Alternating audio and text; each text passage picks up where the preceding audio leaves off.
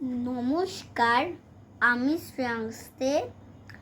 আমি আজকে মহিষাসুরমর্দিনীর 2টি স্তবক পাঠ করে শোনাচ্ছি।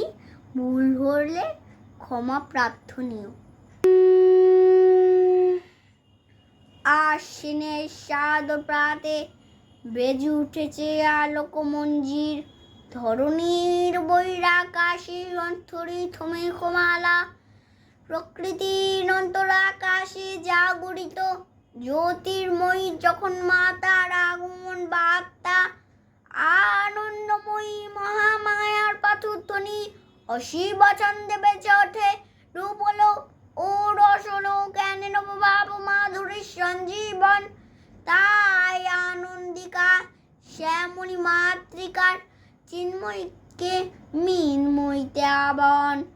আজ শক্তিরূপিণী বিশ্বজননীর শারদ শ্রী বিমনিতা প্রতিমা মন্দিরে মন্দিরে ধ্যান বোধিতা।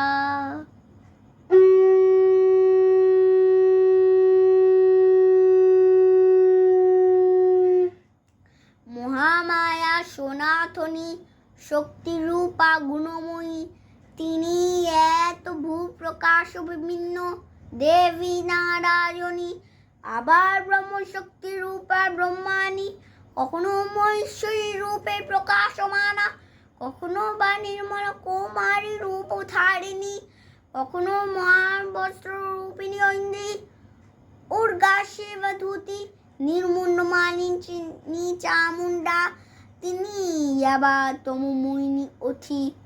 এই সর্বপ্রকাশমানা মহাশক্তি পরমা প্রকৃতির আবির্ভাব হবে সপ্তলোক তাই আনন্দমগ্ন।